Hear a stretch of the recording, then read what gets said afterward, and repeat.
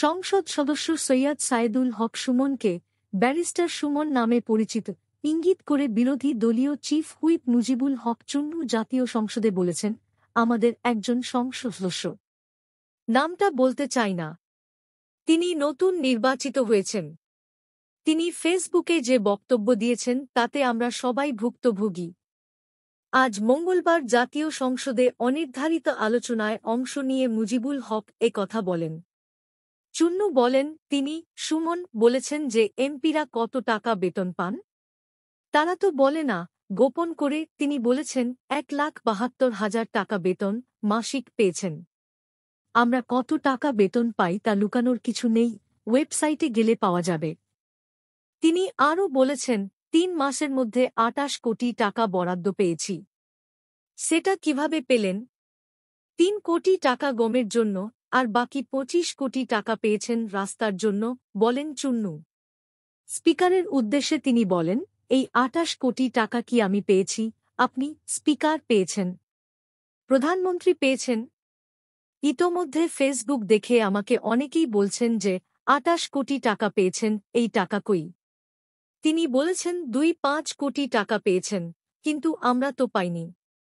স্থানীয় সরকারের মাধ্যমে 5 বছরে 20 কোটি টাকা এমপিদের বরাদ্দ দেওয়ার কথা উল্লেখ করে চুন্নু বলেন, এবার বলেছেন 5 বছরের জন্য 25 কোটি টাকার প্রকল্পের নাম দেওয়ার জন্য। আগামী 5 বছরের জন্য কয়টা প্রকল্প করব তার নাম দিয়েছি আমরা। টাকার সঙ্গে তো আমার কোনো সম্পর্ক নেই।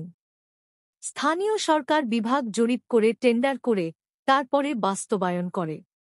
কিন্তু সংসদ সদস্য বলছেন, আমরা 25 কোটি টাকা বরাদ্দ পেয়েছি।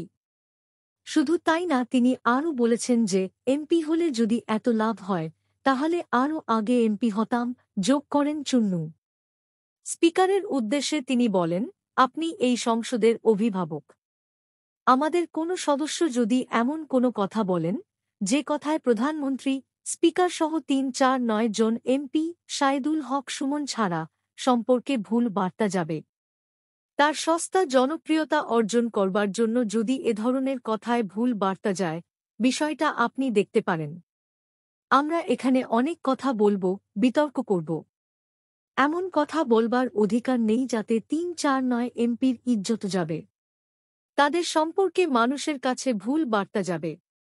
তাই অভিভাবক হিসেবে ওই সংসদ সদস্যকে ডেকে তাকে কি করবেন, ব্যবস্থা নেবেন, বলেন মুজিবুল হক চুন্নু।